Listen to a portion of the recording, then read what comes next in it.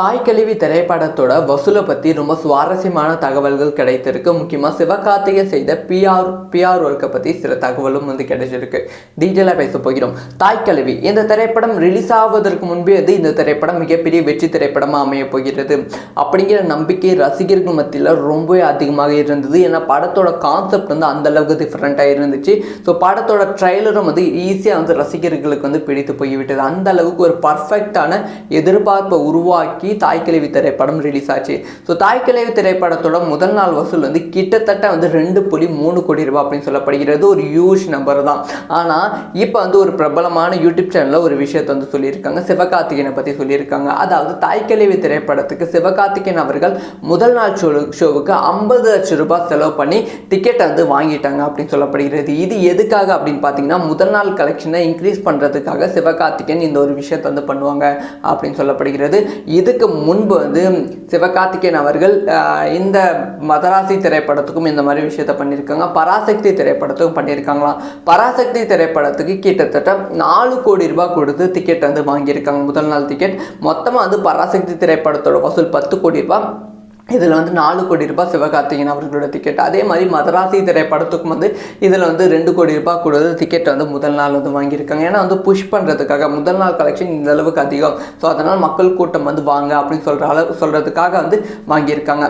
ஆனால் தாய்க்கிழவி திரைப்படம் முதல் நாளை விட அடுத்தடுத்த நாட்கள் தான் கலெக்ஷன் ரொம்பவே அதிகமாக இருக்குது. முதல் நாள் இந்த திரைப்படம் 2.3 கோடி ரூபாய். ஸோ இரண்டாவது நாள் எக்ஸ்ட்ரா 1 கோடி ரூபாய் வசூல் அதிகமாக பண்ணியிருக்கு. ஸோ 3.3 கோடி ரூபாய் பண்ணியிருக்கு. மூன்றாவது நாள் 4.8 கோடி ரூபாய் பண்ணியிருக்கு. நாளுக்கு நாள் வசூல் ரொம்பவே அதிகரித்திருக்கு. இப்போ வரைக்குமே தாய்க்கிழவி திரைப்படத்தோட வசூல் கிட்டத்தட்ட 19 கோடி ரூபாய் அப்படின்னு சொல்லப்படுகிறது. இது ஒரு ஹியூஜ் நம்பர். கொஞ்சம் கூட நினைச்சு பார்த்துருக்க மாட்டாங்க இவ்வளோ பெரிய வசூல் கிடைக்குன்னா. அந்த அளவுக்கு ஒரு மிகப்பெரிய வசூல் தாய்க்கிழவி திரைப்படம் பண்ணியிருக்கு. இதில் ரொம்ப ரொம்ப ரொம்ப சூப்பரான விஷயம், ரொம்ப நோட் பண்ண வேண்டிய விஷயம் என்ன அப்படின்னு பார்த்தீங்கன்னா இந்த திரைப்படத்தோட ஓவர்சீஸ் கலெக்ஷன். ஸோ ஓவர்சீஸில் மட்டுமே இந்த திரைப்படம் 5.5 crores கலெக்ஷன் பண்ணியிருக்கு. இது ஒரு சாதாரண விஷயமே கிடையாது. ஏன்னா உச்ச நட்சத்திரங்கள் ஓவர்சீஸில் ஒரு 2 நாள் ஓடுவதற்கே ரொம்ப கஷ்டப்படுறாங்க. அவங்க திரைப்படத்தை முக்கியமாக அங்கே வசூல் செய்கிறது ரொம்ப கஷ்டப்படுறாங்க. ஆனால் தாய்க்கிழவி திரைப்படம் சூப்பரான வசூல் ஓவர்சீஸில் பண்ணியிருக்கு. ஸோ அடுத்தடுத்த நாட்களும் தமிழகத்தில் தாய்க்கிழவி திரைப்படத்தோட புக்கிங் ரொம்ப பிரமாதமாக இருக்குது அப்படின்னு சொல்லப்படுகிறது. அடுத்த வீக்கெண்டு வரைக்கும், இந்த வீக்கெண்டு கிடையாது, அடுத்த வீக்கெண்டு வரைக்குமே இந்த திரைப்படத்தோட புக்கிங் 50% கீழே இல்லை. ஸோ எல்லாமே மேலே இருக்குது. முக்கியமாக வீக்கெண்டு நெருங்க இந்த படத்தோட வசூல் இன்னுமே பல மடங்கு அதிகரிப்பதற்கான வாய்ப்புகள் இருக்குது அப்படின்னும் சொல்கிறாங்க. ஸோ ஆக மொத்தத்தில் தாய்க்கிழவி திரைப்படம் 2024 one of the biggest blockbuster அமைந்திருக்கு. ஸோ போன வருடம் டூரிஸ்ட் ஃபேமிலி இதே மாதம் பிப்ரவரி மாதம் மிகப்பெரிய வெற்றி திரைப்படமாக அமைந்தது. அதே மாதிரி இந்த டைம் தாய்க்கிழவி திரைப்படம் வெற்றி திரைப்படமாக அமைந்திருக்கு. ஸோ தயவு செஞ்சு ஃபேமிலியோடு போய் பாருங்கள், செம்ம என்ஜாய்மெண்ட்டாக இருக்கும். முக்கியமாக ரிப்போர்ட் படி என்ன சொல்கிறாங்கன்னா ஃபேமிலி ஆடியன்ஸ் அதிகமாக வராங்க. ஈவினிங் ஷோ அதிகமான புக்கிங் இருக்குது.